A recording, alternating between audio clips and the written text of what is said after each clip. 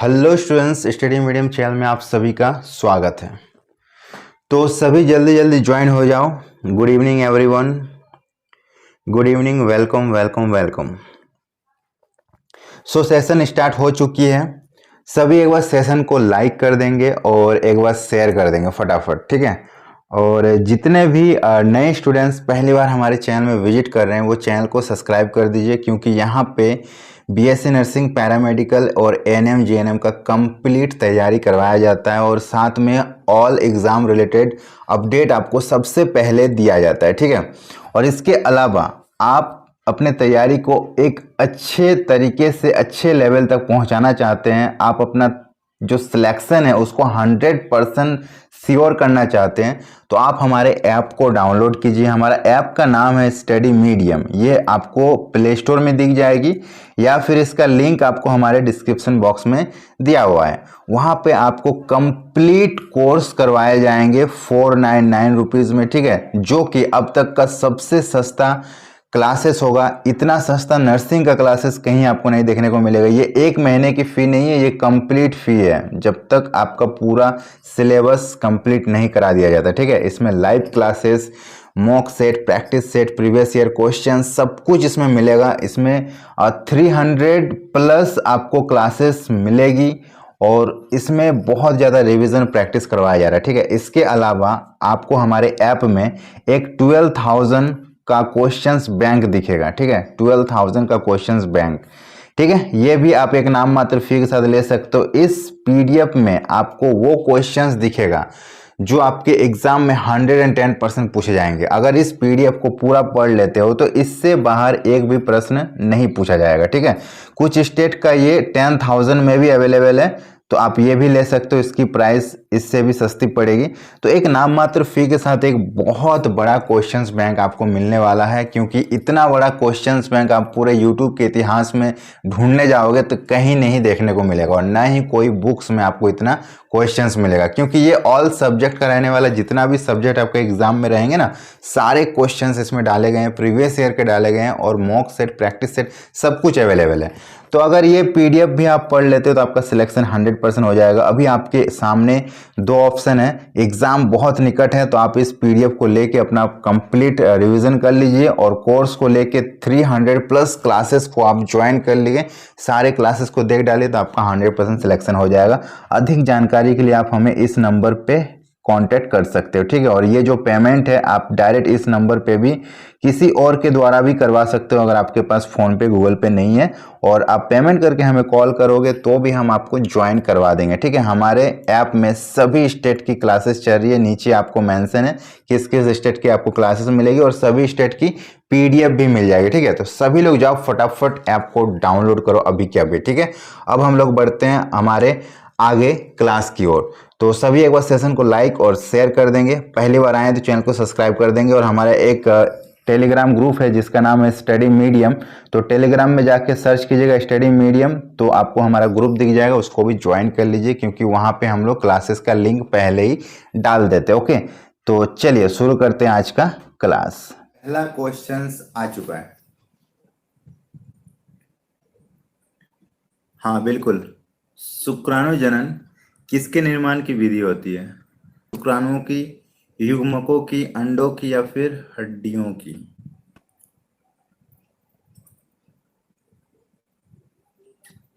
चलो क्वेश्चंस आ चुका है। गुड इवनिंग एवरीवन, शिक्षा, नवील, शिवानी, चलो एवरीवन बताओ, क्वेश्चंस आ चुका है।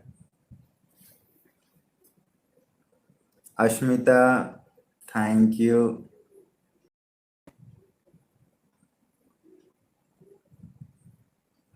क्वेश्चंस आ चुका है, ठीक है।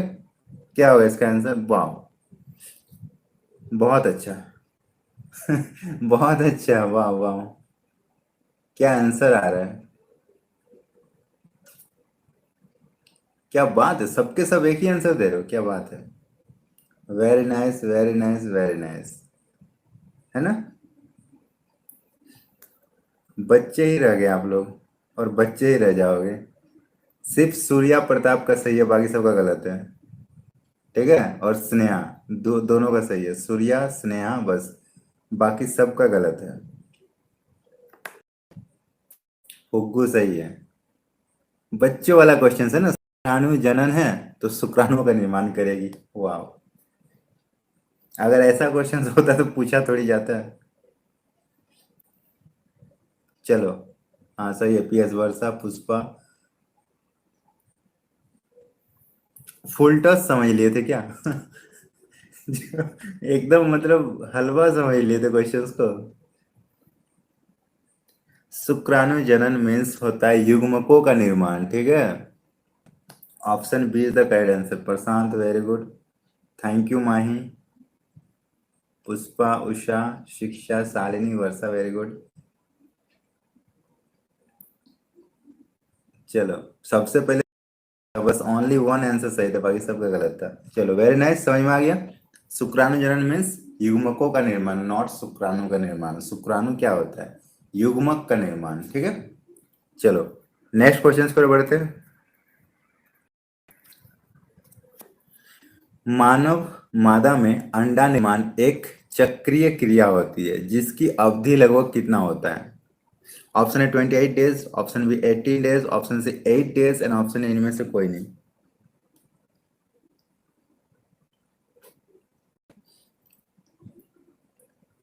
चलो इसका आंसर दे दो। Thank you Sneha Singh. चलो पुष्पा, फुग्गू, शर्मा, नीट, सूर्या, फुग्गू, अंकित, हर्ष वेरी गुड। चलो परफेक्ट। प्रदीप कुमार, शालिनी, हाँ बिल्कुल सही आ रहा है। बिल्कुल बिल्कुल एकदम करेक्ट आ रहा है। कोमल, आंचल, नमन। चलो वेरी नाइस, तो करेक्ट आंसर हो जाएगा ऑप्शन ए 28 डेज, ठीक है। देखो एक निर्माण जो होता है ना, वो 28 डेज का होता है। ओके, ये सर्कल का भी जो होता है, आप देखोगे कंप्लीट होता है, एक पीरियड जो कंप्लीट होता है ना, वो भी 28 का होता है, लेकिन नहीं, क्वेश्चंस में वो नहीं पूछा गया। क्वेश्चंस में पूछा गया एक कब रिलीज होता है, ठीक है। तो मान लो उनका जो डेट है ना, वो मान लो 1 है और वो 28 तक चला, वो सर्कल जो हमारा एक साइकिल बनाएगी बाद में, ठीक है, पूरा का पूरा कंप्लीट करके एक साइकिल बनाएगी, उससे हमको कोई मतलब नहीं है। ये हमारा मान लो यहाँ पे आया, यहाँ पे एक मान सकते हैं, इसका 15 या 14, बट ये जो एग यहाँ पे निर्माण हुआ ना, अब नेक्स्ट एग जो होगा इस सर्कल के बीच में होगा। इसका जब 15 होगा ना, तब फिर से एग एग निर्माण होगा। और इस एग से इस एग तक अगर आप देखोगे, इस एग से इस एग तक अगर आप देखोगे, तो ये भी उतना ही दिन होगा जितना ये होगा, ठीक है। हमें ये पूछा गया था, ये बीच वाला, ठीक है। तो ये अगर 28 डेज हो रही है, तो ये भी 28 डेज होगा। और क्वेश्चंस में ये पूछा गया था, उससे हमको कोई फर्क नहीं पड़ा वो कितने दिन का होगा। लेकिन ये अगर यहाँ पे हो रहा 15, तो वो उसके लिए 1 होगा। मैं एक एजम्पशन के लिए 15 बताया, ठीक है, ऐसा नहीं है कि 15 ही होगा, ठीक है अस्मिता। मुझे ये 15 मैंने एक एग्जाम्पल दिया है, बीच में मैंने एक एग्जाम्पल। अगर ये 15 है तो ये इसका 1 हो जाएगा, और ये 15 ये इसका 20 आ गया, तो 1 to 28 का सर्कल हो रहा है, मैंने एग्जाम्पल। ओके, चलो नेक्स्ट क्वेश्चन की ओर बढ़ते हैं। नर और मादा युग्मकों के संलयन को क्या कहा जाता है? देखो यहाँ पे युग्मक टर्म का यूज हुआ ना, अब पता चल गया क्वेश्चन नंबर 1 में क्या पूछा गया था। युग्मक क्या, युग्मकों के संलयन को क्या कहा जाता है? युग्मक संलयन, युग्मक जनन, विखंडी जनन, या फिर बीजाणु उद्भवन।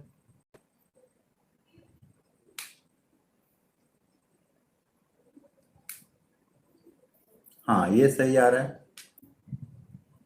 नर और मादा युग्मकों के संलयन को क्या कहा जाता है? युग्मक संलयन, युग्मक जनन, विखंडी जनन, या फिर बीजाणु उद्भवन। चलो बी भी आ रहा है, वेरी गुड। हाँ पुष्पा सही है, शालिनी, प्रशांत, संध्या, आयुषा, सूर्या। देखो बी भी आ रहा है। बी, युग्मक जनन कभी होता है? युग्मक जनन कभी होता है? युग्मक खुद वो जनन कैसे करेगी? मुस्कान Joshi very good, Aanchal very good.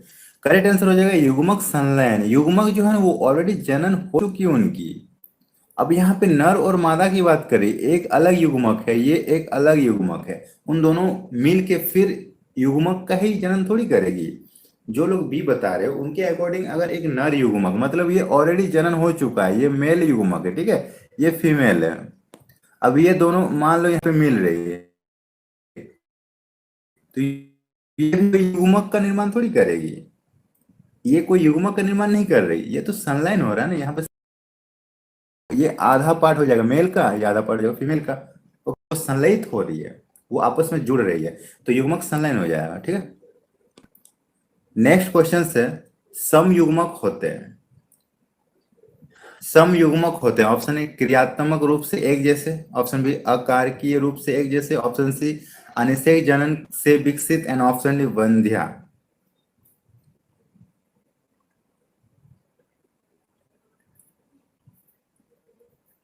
समयुग्मक होते हैं। पुष्पा, शालिनी, चलो वेरी गुड, सभी का सही है, हाँ परफेक्ट आंसर आ रहा है। हाँ संध्या, शिव मोहन, ट्विंकल, वर्षा, सूर्या, पुष्पा, वेरी नाइस। तो आंसर हो जाएगा ना अकारकीय रूप से एक जैसे।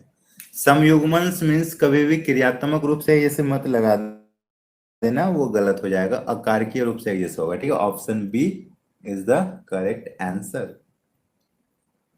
चलो नेक्स्ट क्वेश्चन पर बढ़ते हैं। हाँ हाँ दीक्षा आ रही है, बस बहुत जल्दी वो भी आ जाएगी, कल से मैं शेड्यूल बना दूंगा, ठीक है, कल से शेड्यूल बना दूंगा।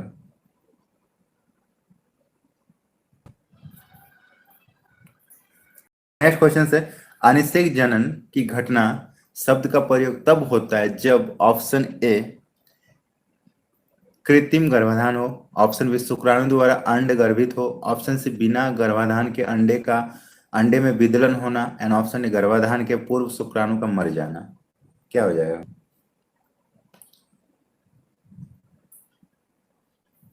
हाँ बिल्कुल सही है, Muskan, Pushpa, PS, Miss World, Shalini, Aanchal, Mahi, Ashmita, Kriti, Anjana, Shalini, चलो वेरी नाइस, सबका सही है। प्रसाद एकदम परफेक्ट आंसर आ रहा है, 100% सही है। शालिनी उपाध्याय गलत। सही दे रहे तो आपको क्या जरूरत थी?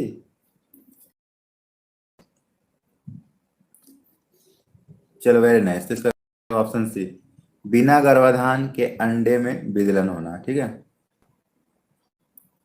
सी इज द करेक्ट आंसर। बिना गर्भाधान के अंडे में विदलन हो जाता है अनिषेक जनन में, ओके। चलो परफेक्ट आंसर है, सभी का सही है। सूर्या गलत है। आदित्य, ट्विंकल, हाँ वेरी गुड। कृति पांडे, गुड इवनिंग। चलो वेरी नाइस।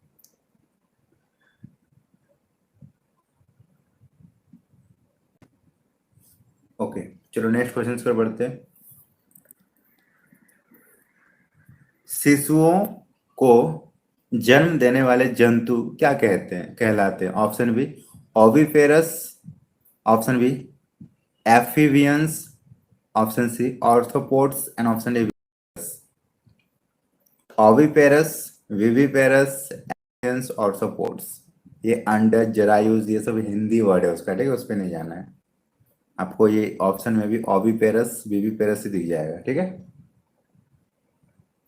चलो very good. Pushpa, Miss World, Krishna, फुग्गू,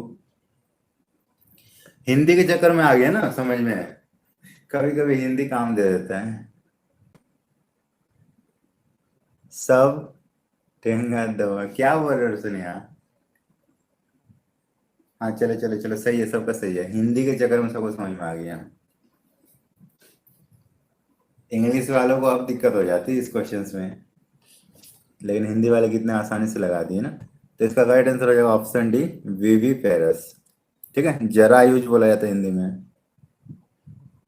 क्योंकि ऊपर वाला अंडज था, सिंपल जो अंडे देते हैं उनका अंडज हो जाएगा, तो वो तो नहीं होगा, तो जरा यूज होगा, ठीक है, वीवी पेरस।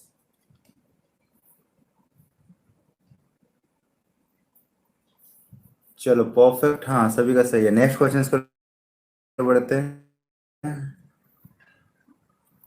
ग्राफियन फॉलिकल्स बनते हैं। ग्राफियन फॉलिकल्स बनते हैं। ऑप्शन है अंडाशयों की जनन उपकला, ऑप्शन बी अंडाशयों की पीठिका, ऑप्शन सी इन दोनों से, एंड ऑप्शन इनमें से किसी से भी नहीं। ग्राफियन फॉलिकल्स बनते हैं। ग्राफियन फॉलिकल्स बनते हैं। चलो बहुत अच्छा क्वेश्चन है। ग्राफियन फॉलिकल्स बनते हैं। प्रशांत, नहीं गलत आ रहा है।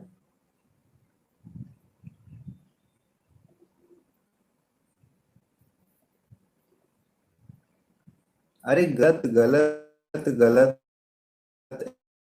एवरीवन गलत। क्या बताएं, आंसर छोड़ के बाकी सब आ रहा है। शालिनी सही है, सूर्या सही है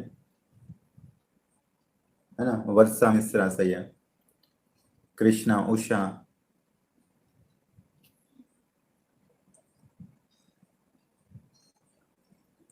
बाकी सबका गलत है, ठीक है। Anjana very good. तो ग्राफियन फॉलिकल्स बनते हैं,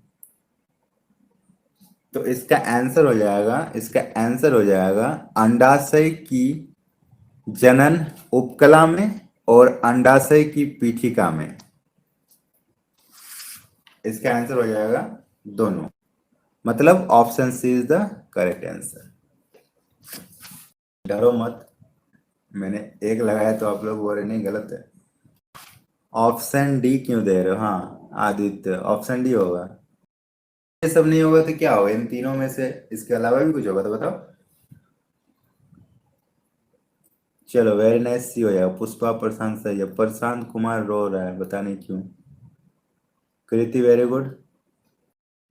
वंदना गलत है। एटीट्यूड गर्ल, हाँ बिल्कुल सही है प्रीति। चलो तो आंसर इज ऑप्शन सी, दोनों हो जाएगा। नेक्स्ट क्वेश्चन पर बढ़ते हैं। युग्मनजों की गुणसूत्री सेट होता है। युग्मनजों की गुणसूत्री सेट होता है। Option A X, option B 2x, option C 3x and option D 4x।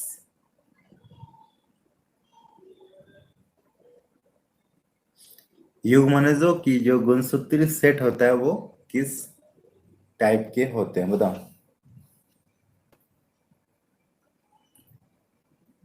गलत हो गया इसलिए रो रहे हो? सर एक बात बोले, दो बात बोलो। दीक्षा वेरी गुड। प्रशांत कृष्णा वेरी गुड। सूर्या, माही, अंजना, मुस्कान जोशी वेरी गुड। पुष्पा, हर्षद, चलो पॉप ट्विंकल, उषा, हाँ बिल्कुल सही है। तो इसका आंसर हो जाएगा ऑप्शन बी 2x। ओके, युग्मनजों का जो गुणसूत्री सेट होता है वो 2x होता है। चलो वेरी नाइस आदित्य, बहुत ज्यादा एनिमेटेड के शौकीन हो। हाँ PS वर्षा वेरी गुड, चलो सही है। गलत नहीं होना चाहिए, प्रशांत बोल रहे हैं। नेक्स्ट क्वेश्चन है, स्तनधारियों के वृषण को पहचाना जा सकता है। ऑप्शन है स्पर्मेटोगोनिया से, ऑप्शन बी स्पर्मेटासाइट से, ऑप्शन सी अंतराली कोशिका से एंड ऑप्शन डी सर्टोली कोशिका से। ये क्वेश्चंस बहुत ही ज्यादा इंपॉर्टेंट है, ठीक है। मैमल्स के टेस्टिस को कैसे आइडेंटिफाई किया जा सकता है? चलो अब तक तो सबको समझ में आ गया कि इसका आंसर क्या होगा। जो कंटिन्यू लाइव क्लास अटेंड कर रहे हैं उनका इस क्वेश्चन में गलत होने का चांस ही नहीं है। देखो फुग, है ना, सुष्मिता, मिस वर्ल्ड, स्वाति, इन लोगों का गलत होगा ही नहीं, ठीक है। कृति, हाँ बिल्कुल। स्नेहा, अब रॉन्ग की बात है तो स्वाति रॉन्ग है। शिवानी पहले रॉन्ग था ना आपका। सूर्या रॉन्ग है। चलो सबका सही है, समझ में आ गया। ये क्वेश्चंस को मैंने पहले भी बहुत अच्छे से समझा दिया। इसका लोकेशन कहाँ है, ये कहाँ पे पाई जाती है, किन दो के बीच में पाई जाती है, मैंने पूरा लाइव में ये सारा करा दिया है, ठीक है। तो इसका करेक्ट आंसर हो जाएगा ऑप्शन सर्टोली कोशिका, ठीक है। स्तनधारी की जो टेस्टिस में सर्टोली कोशिका से आप उसको पहचान सकते हो, बिल्कुल सही है। Chauhan, very good. चलो very nice. Gaming circle Surya, हाँ बिल्कुल। चलो नेक्स्ट क्वेश्चन पर बढ़ते हैं। प्रोस्टैटिक द्रव का क्या कार्य है? यह भी सेकंड इंपॉर्टेंट क्वेश्चन है इस सीरीज का। प्रोस्टैटिक द्रव का क्या काम होता है? शुक्राणुओं को सक्रिय बनाए रखना, शुक्राणुओं को पोषण प्रदान करना, वीर्य का एक भाग निर्मित करना, या फिर सभी? सभी। बताओ क्या होगा आंसर? एकदम इम्पोर्टेंट क्वेश्चन है। चलो सही आ रहा है। पुष्पा, कैसे आप ऑप्शन ए लगा रहे हो? आपको सिर्फ ए लग रहा है। सुष्मिता नहीं, गलत है। संध्या राय, वेरी गलत है। शिवानी, चलो वेरी गुड। देखो प्रोस्टेटिक द्रव का क्या काम होता है, ठीक है। क्वेश्चन इज प्रोस्टेटिक द्रव का क्या काम होता है? तो इसका करेक्ट आंसर हो जाएगा ऑप्शन डी, उपरोक्त सभी। मतलब ये जो होते हैं ना, स्पर्म को सक्रिय एक्टिव बनाए रखता है, ठीक है, जिंदा रखता है। दूसरा इसका काम हो जाता है स्पर्म को न्यूट्रिशन प्रोवाइड करता है। तीसरा इसका काम हो जाएगा वीर्य का एक बहुत ही बड़ा भाग को ये खुद निर्मित करता है। ओके, तो तीनों हो जाएगा। प्रोस्टेटिक द्रव का मेन काम होता है। ओके, तो सबसे मेन रोल होता है स्पर्म में प्रोस्टेटिक द्रव का, बहुत ज्यादा इंपॉर्टेंट रोल होता है। और टेस्टिस में सर्टोली सेल, ये दो क्वेश्चन इंपॉर्टेंट है। ओके, नोट डाउन कर लेगा।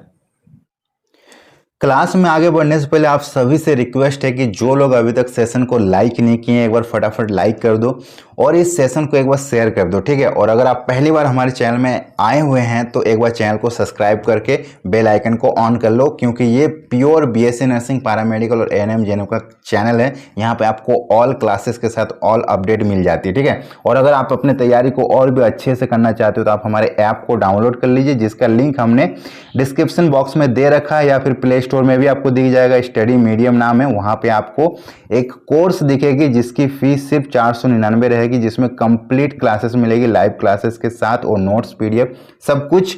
और वहां पे आपको 12,000 और 10,000 के क्वेश्चंस बैंक भी मिल जाएंगे, जो आपको एक नाम मात्र फी के साथ मिलती है। तो सभी लोग इसका भी फायदा उठाएं। आपके एग्जाम में इससे बाहर एक भी प्रश्न नहीं पूछा जाएगा। इसमें सारे प्रीवियस ईयर के क्वेश्चंस को डाला गया है, ठीक है। अधिक जानकारी के लिए आप इस नंबर पे संपर्क कर सकते हो और हमें व्हाट्सएप कॉल भी कर सकते हो। तो सभी लोग जाओ फटाफट ऐप को डाउनलोड करो, ठीक है। तो चलिए आगे बढ़ते हैं। तो मनुष्य में वॉल्वो यूरिथ्रल ग्रंथि किस ग्रंथि का दूसरा नाम? बहुत ही अच्छा क्वेश्चन है, ठीक है। Fuggu, very good, perfect answer, एकदम परफेक्ट आंसर फुग्गू। चलो Varsha Mishra, very good. Sneha correct है, हाँ चलो वेरी गुड, परफेक्ट। तो बहुत ही अच्छा, बहुत ही अच्छा, सभी का सही आया।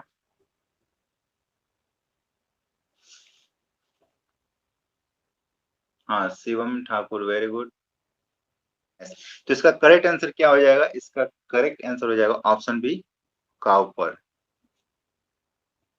ठीक है। Cowper is the correct answer. चलो, तो बॉल्बो यूरिथ्रल ग्रंथि का ही दूसरा नाम होता है काउपर ग्रंथि। ओके, नेक्स्ट क्वेश्चन पर बढ़ते हैं। नेक्स्ट क्वेश्चन से, काउपर ग्रंथि का स्राव क्या कार्य करता है? मतलब जो काउपर ग्रंथि होती है, इससे जो सिक्रीशन होता है, इससे जो स्राव होता है, जो हार्मोन्स निकलती है, उस हार्मोन्स का क्या काम होता है आपको बताना। ओके, ऑप्शन है शुक्राणु का आहार, ऑप्शन बी रोगाणुओं को नष्ट करना, ऑप्शन सी अम्लीयता का उदासीनीकरण करना, एंड ऑप्शन डी ये सभी क्रियाएं करना। गलत आ रहा है, गलत आ रहा है। थोड़ा सा एक बार और आप ध्यान दो। अभी इससे पहले जस्ट क्वेश्चंस क्या पूछा गया था? कॉपर ग्रंथि किसका दूसरा नाम है? तो जिसका दूसरा नाम है उसका क्या काम है? आपको तो बस देखना है ना कि इसका दूसरा नाम जो है वो यूरिथ्रल से रिलेट था। और यूरिथ्रल का जो सिक्रीशन होता है उसका क्या काम होता है? उसका शुक्राणु से कोई मतलब नहीं है, उसका रोगाणुओं को नष्ट करने से कोई मतलब नहीं है, ठीक है। Vandana very good, Aanchal very good, Shalini very good. हमारा कॉपर ग्रंथि है, हमने अभी बताया, उसको यूरिथ्रल ग्रंथि का दूसरा नाम बोला जाता है। और यूरिथ्रल ग्रंथि से जो सिक्रीशन निकलती है, जो स्राव निकलती है, उसका शुक्राणु से कोई मतलब ही नहीं है, क्योंकि वो तो फीमेल और मेल दोनों में हो सकती है, तो शुक्राणु का कोई रिलेशन ही नहीं है उसके साथ, तो पहला ऑप्शन तो नहीं होगा। और अगर पहला ऑप्शन नहीं होगा तो चौथा ऑप्शन भी नहीं होगा, क्योंकि इसमें ये सभी था। अब बचा आपके सामने दो, बी और सी। ये जो रोगाणुओं को नष्ट करना है, ये ब्लड के जो उपस्थित लिम्फोसाइट है और जो डब्ल्यूबीसी के जो प्रकार है, जिसमें 5 प्रकार होते हैं डब्ल्यूबीसी के, उनमें से एक प्रकार का काम होता है रोगाणुओं को नष्ट करना, इम्यून सिस्टम को बूस्ट करना। ठीक है, तो ये तो हो ही नहीं सकता, तो गया ये भी। अब बचा क्या? अम्लीयता का उदासीनीकरण करना। ठीक है, तो ये हो जाएगा आपका करेक्ट आंसर। तो नेक्स्ट क्वेश्चन से, मादा स्तनी में क्लाइटोरिस होता है। ऑप्शन है नर के शिश्न के कार्य में समरूप, मतलब जो हमारे नर के शिश्न का काम होता है उसके समरूप, उसके सिमिलर। ऑप्शन बी, नर के शिश्न के मौलिक रचना के समरूप, मतलब जो नर का शिश्न होता है उसके जो फंडामेंटल स्ट्रक्चर होते हैं उसके सिमिलरिटी होती है। या फिर ऑप्शन सी, कार्य विहीन अंग होती है। कार्य विहीन अंग मीन्स जिसका कोई काम ही नहीं होता। ठीक है, एंड ऑप्शन डी, अनावश्यक वृद्धि। तो क्या होगा इसका करेक्ट आंसर? अश्मिता आपका सही है। दीक्षा आपका सही है। बस अस्मिता, दीक्षा, कशिश, आंचल, आप लोग सही हो। ठीक है, तो इसका जो करेक्ट आंसर हो जाएगा ऑप्शन बी, नर के जो शिश्न का जो फंडामेंटल स्ट्रक्चर होते हैं ना उसके सिमिलर होते हैं। ठीक है, बहुत ही इंपॉर्टेंट क्वेश्चन है। पहली बात देख लो, ऑप्शन डी और ऑप्शन सी कभी हो ही नहीं सकता। ऑप्शन सी जो है ना, कार्य विहीन अंग तो हो ही नहीं सकता, बहुत ज्यादा कार्य वाली अंग होती है। और अनावश्यक वृद्धि ये भी गलत है। ठीक है, तो नर के शिश्न के कार्य के समरूप ये भी नहीं हो जाएगा, क्योंकि मादा स्तनी की बात किया जा रहा है, उसमें जो क्लाइटोरिस पाया जाता है वो नर के शिश्न की जो मौलिक रचना होती है उसके समरूप होता है। ठीक है, नेक्स्ट क्वेश्चन है, स्तनियों में अंडोत्सर्ग प्रक्रिया में क्या होता है? ठीक है, स्तनियों मीन्स मैमल्स। ओके, तो मैमल्स में जो अंडोत्सर्ग होती है उस प्रक्रिया में क्या होता है? ऑप्शन ए, फिलोपियन नलिका में अंडे का निषेचन होता है। ऑप्शन बी, अंडा फिलोपियन नलिका के झुर्रीदार कीप से होकर गुजरती है। ऑप्शन सी, ग्राफियन पुटिकाओं से अंडा बाहर निकल जाता है। एंड ऑप्शन डी, अनिषेचित अंडा मादा के शरीर से बाहर निकल जाता है। चलो, अंडोत्सर्ग जिसको बोला जाता है, अंडोत्सर्ग में क्या होता है?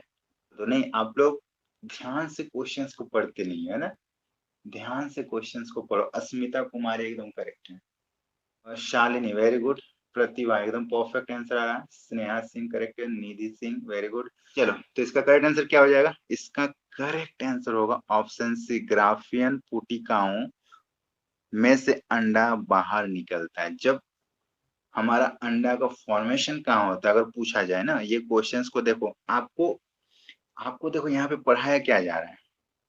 यहाँ पे पढ़ाया जा रहा है अंडोत्सर्ग का प्रक्रिया कैसी होती है, अंडोत्सर्ग का मीनिंग क्या होता है। ठीक है, तो यहाँ पे हमने बताया ग्राफियन पुटिकाओं से अंडा बाहर निकलता है, इसी को हम लोग अंडोत्सर्ग बोलते हैं। ठीक है, तो आपको ये पूछ सकता है कि जो हमारा अंडा होता है ना उसका निर्माण कहाँ होता है, उसका ओरिजिनेट कहाँ होता है, ओरिजिनेट पॉइंट कहाँ होता है। तो आपको बताना है कि जो ग्राफियन पुटिका होती है वहां पे हमारा अंडा का निर्माण होता है।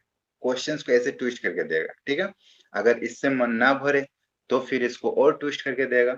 अंडोत्सर्ग प्रक्रिया में सबसे अहम भूमिका किस अंग का या फिर किसका होता है, ऐसे दे देगा। अंडोत्सर्ग प्रक्रिया में सबसे इंपॉर्टेंट किसका रोल होता है, तो आप बोलोगे ग्राफियन पुटिका का। इस तरह से क्वेश्चंस को ट्विस्ट करेगा। इस क्वेश्चंस को ना वो 4-5 तरीके से तोड़ सकता है।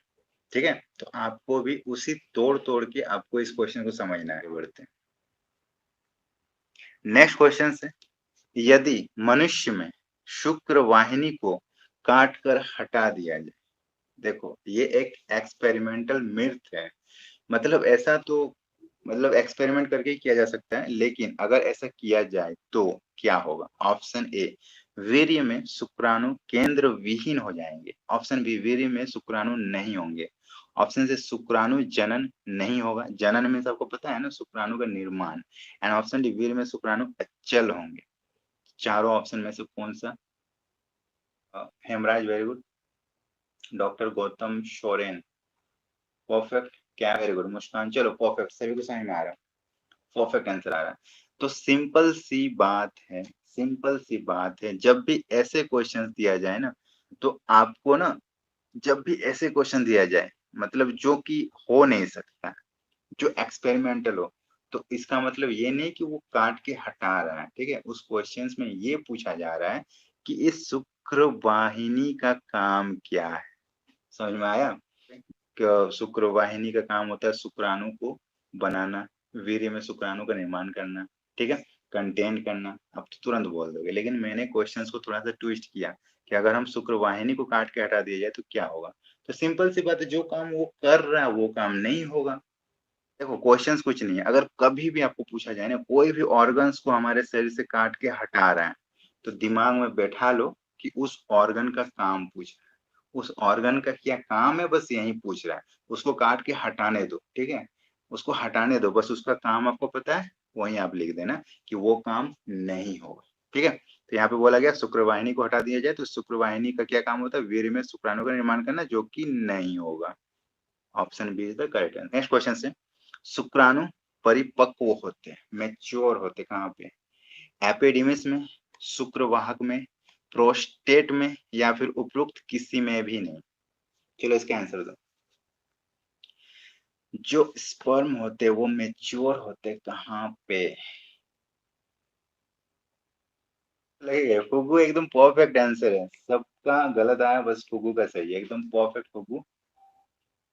हाँ, स्नेहा आपका भी सही है, शालिनी वेरी गुड, प्रियांशी, ये सब हमारे होनहार स्टूडेंट्स हैं, हमेशा सही आंसर देते हैं। सभी को समझ में आ गया क्वेश्चंस क्या बोला गया।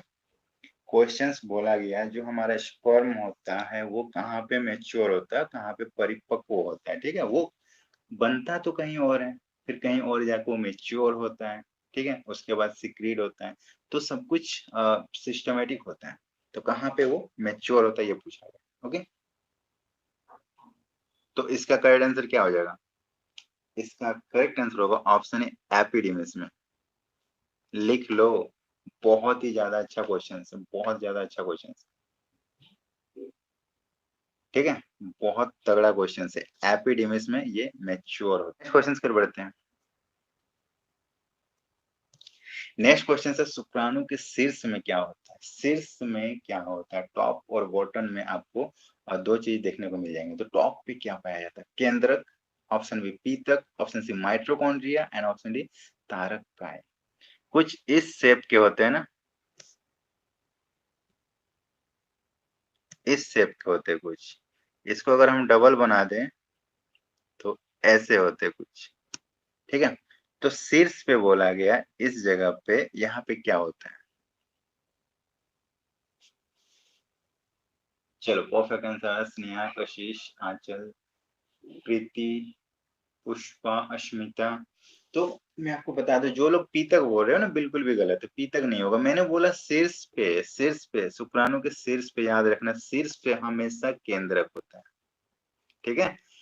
इसका जो डायरेक्शन होता है ना, उससे आपको अंदाजा लगाना है ये किस डायरेक्शन में जाता है। अगर ये मान लो एक स्पर्म है, तो इसका डायरेक्शन अपवार्ड होगा, ठीक है, अपवार्ड डायरेक्शन होगा। क्या ये नीचे की ओर दौड़ेगी, नहीं दौड़ेगी, ये ऊपर की ओर दौड़ेगी। तो जो अपवर्ड डायरेक्शन होगा ना, वही उसका केंद्र होगा, ठीक है। उसके अपवर्ड डायरेक्शन मतलब जिस डायरेक्शन में वो फ्लो करेगी, उसी डायरेक्शन में उसका न्यूक्लियस होगा, ओके। क्योंकि ये एक क्या है, ये एक सेल है, ठीक है। और एक सेल का ब्रेन होता है न्यूक्लियस, एक सेल का ब्रेन होता है न्यूक्लियस, और वो ब्रेन उस सेल को कंट्रोल करती है। अब ये सेल को पूरा का पूरा कंट्रोल कौन कर रहा है, न्यूक्लियस। अब न्यूक्लियस पीछे रहेगा, यहाँ पे रहेगा, तो इस सेल को कंट्रोल कर पाएगा। उस न्यूक्लियस को सबसे टॉप पे होना चाहिए ताकि उस सेल को कंट्रोल कर पाए, उसको उसको मोशन दे पाए, उसका जो टारगेट है वो उसको अचीव करने में मदद मिल सके। तो वो सारा का सारा इंस्ट्रक्शन कौन देता है, न्यूक्लियस। तो एक सेल का टॉप पे जो होता है ना, वो न्यूक्लियस ही होता है। तो स्पर्म का सेम क्वेश्चन, ठीक है। चलो नेक्स्ट क्वेश्चन पर बढ़ते हैं। नेक्स्ट है, वृषण की जनन उपकला के बीचों बीच पाए जाने वाले आधार कोशिकाओं को क्या कहा जाता है। देखो टेस्टिस की बात हो रही है, वृषण की जनन उपकलाओं के बीचों बीच जो कोशिकाएं पाई जाती है ना, आधार कोशिकाएं, एकदम जो मूलभूत कोशिकाएं होती है, उसको क्या कहा जाता है? बहुत ही इंपॉर्टेंट है, ठीक है। हमेशा बच्चे दो ऑप्शन में कंफ्यूज होते हैं, मैं अभी आपको बता दूं तो आप आंसर लगा दोगे। पहला ऑप्शन है लीडिंग की अंतर काशी कोशिकाएं, ऑप्शन बी सर्टोली कोशिकाएं, ऑप्शन सी कनिकामयी कोशिकाएं, ऑप्शन डी वक्ष-काणु। चलो फुग्गू एकदम परफेक्ट आंसर। आज तो पता नहीं फॉर्म में एकदम सारा आंसर सही आ रहा है, बाकी सबका रॉन्ग आ रहा है। दीक्षा वेरी गुड, शालिनी। तो मैंने बोला ना, इस क्वेश्चंस पे लोग हमेशा दो ही ऑप्शन पे कंफ्यूज करेंगे, पहला ए दूसरा बी, लीडिंग सेल है या सर्टोली सेल। तो इसका करेक्ट आंसर हो जाएगा ऑप्शन बी, सर्टोली कोशिका। सर्टोली कोशिका, ठीक है, सर्टोली कोशिका। जब भी वृषण की जनन उपकला के बीचों बीच बोला जाए ना, जनन उपकला के बीचों बीच, तो आपको वहां पे एक ही सेल दिखेंगे, वो होगा सर्टोली सेल, ठीक है। चलो वेरी गुड कृति। चलो नेक्स्ट क्वेश्चन पर बढ़ते हैं। तो हमारा नेक्स्ट क्वेश्चन है, बहुत से मैमल्स के वृषण अंडकोश में शरीर गुहा के बाहर होते हैं, ठीक है। बहुत से मैमल्स क्या, इंसानों में ही देख लो, तो जो वृषण होती है ना, वो अंडकोश जो होते हैं, वृषण अंडकोश, वो शरीर के गुहा के बाहर होते हैं। इसका रीजन क्या है? एकदम परफेक्ट क्वेश्चन। इसका रीजन क्या है? शरीर के बाहर होने का रीजन क्या? ऑप्शन ए, शुक्राणु जनन शरीर ताप से कम तापमान पर होती है। ऑप्शन बी, इसके वीर्य स्खलन में सहायता मिलती है। ऑप्शन सी, इसमें उत्पन्न शुक्राणु अधिक सक्रिय होते हैं, मतलब अगर वो इंटरनल हो तो सक्रिय कम होगा, एक्सटर्नल हो तो सक्रिय ज्यादा होगा ना। ऑप्शन डी, मैथुन में सुविधा होती है। क्या होगा इसका करेक्ट? एकदम परफेक्ट आंसर आ रहा है। स्नेहा, मिसवल, सुलेखा, पुष्पा, कशिश, फुग्गू, स्नेहा, ठीक है। तो इसका करेक्ट आंसर जो हो जाएगा, इसका करेक्ट आंसर जो हो जाएगा ऑप्शन ए, शुक्राणु जनन जो होती है ना, शरीर तापमान से कम तापमान पर होता है। तो आपको पता होगा कि हमारे शरीर का टेम्परेचर कितना होता है? किसी को पता है हमारे शरीर का टेम्परेचर कितना होता है? हमारे शरीर का टेम्परेचर कितना होता है?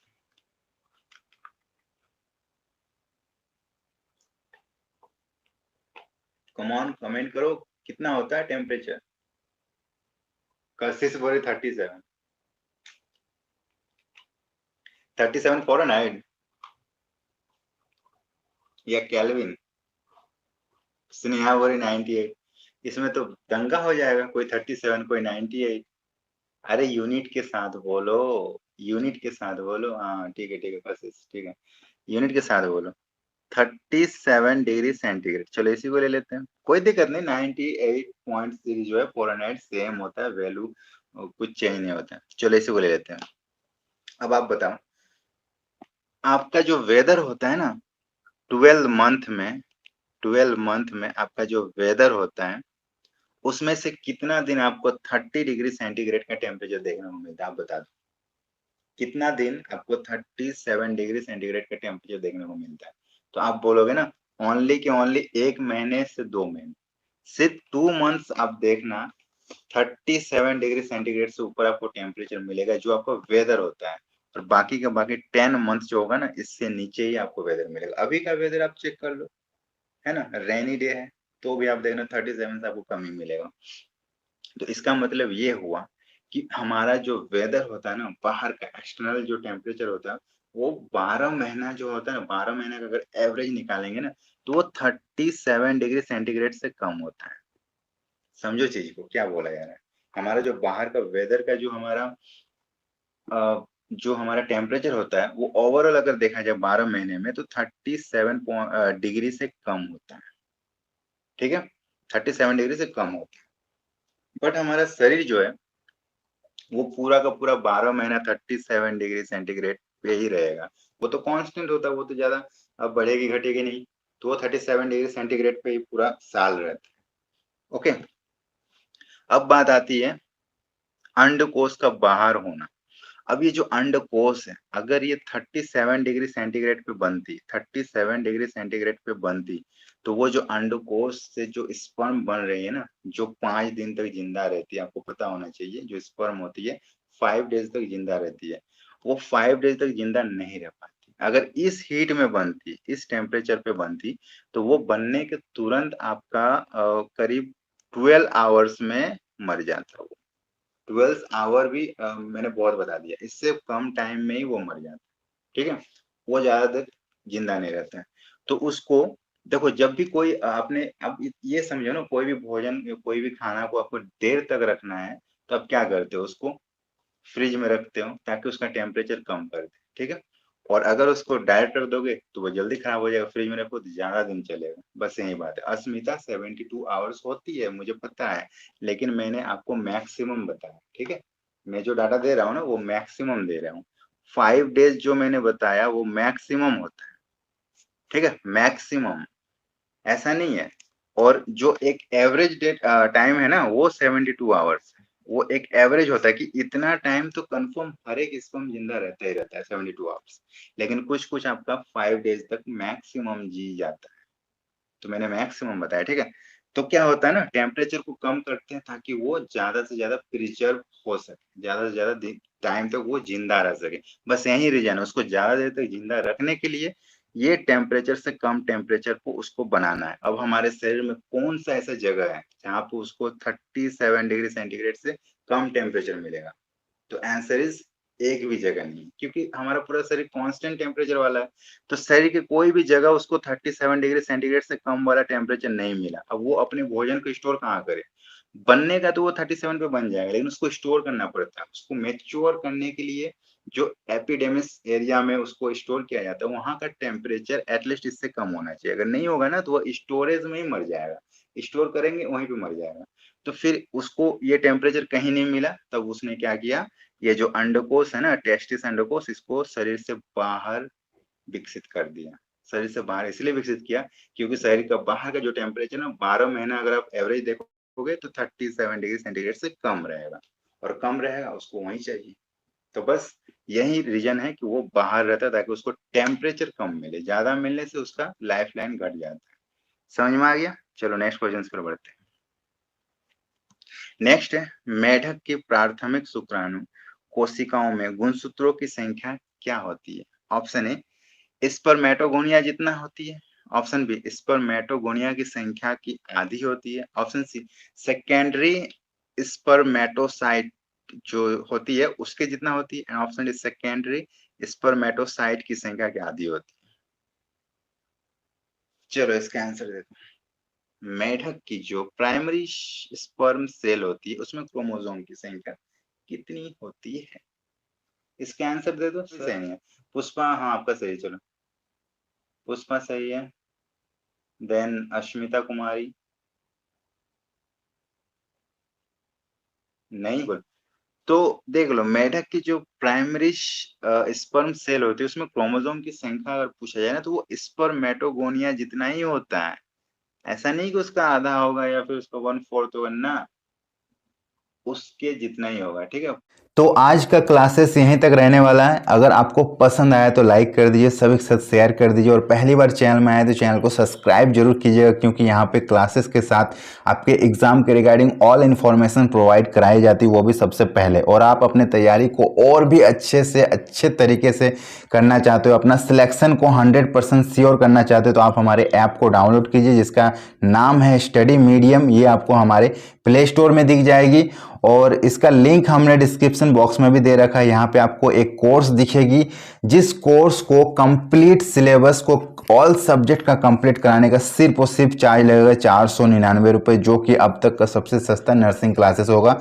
इसके अलावा आपको हमारे ऐप में एक 12,000 क्वेश्चंस का क्वेश्चंस बैंक भी दिखेगा। इतना बड़ा क्वेश्चंस बैंक आपने अभी तक कहीं नहीं देखा होगा। अगर इस क्वेश्चंस बैंक को पढ़ लेते तो भी आपका सिलेक्शन 100% तय है। ये भी एक नाम मात्र फी के साथ मिलेगी, और कुछ स्टेट का आपको 10,000 क्वेश्चंस का भी क्वेश्चंस बैंक दिख जाएगा। तो जो भी आपका स्टेट का वो आप ले लेना, इसकी भी प्राइस बहुत ही सस्ती है। ठीक है, अधिक जानकारी के लिए आप हमें इस नंबर पे व्हाट्सएप कर सकते हो, कॉल कर सकते हो। ठीक है, और अगर आपके पास पेमेंट करने का ऑप्शन नहीं है तो आप किसी और के द्वारा भी पेमेंट करवा सकते हो इस नंबर पे डायरेक्ट। ठीक है, पेमेंट करके और आप हमें कॉल कर देना, और अपना नंबर आप हमें दे के अपने नंबर पे कोर्स चालू कर सकते हो। ठीक है, तो ये भी ऑफर जो है आपको मिलेगा कि आप किसी और के द्वारा भी पेमेंट करा के अपने नंबर पे कोर्स चालू कर सकते हो। ठीक है, तो सभी लोग जाओ फटाफट ऐप को डाउनलोड कर लो। सभी स्टेट की क्लासेस चल रही है और एग्जाम से पहले ये क्लासेस खत्म कर दी जाएगी। एक दिन में 5 क्लासेस होती है और बहुत ही ताबड़तोड़ क्लासेस हो रही है।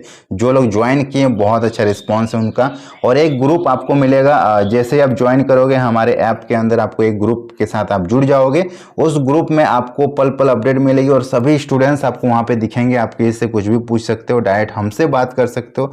जो भी आपका डाउट है आप अपना डाउट को क्लियर कर सकते हो। ठीक है, तो फटाफट ऐप को डाउनलोड करो। वीडियो अगर पसंद आए तो लाइक करना, सभी के साथ शेयर कर देना और चैनल को सब्सक्राइब कर देना। मिलेंगे कल इसी टाइम, तब तक के लिए tata bye bye, take care, have a nice day.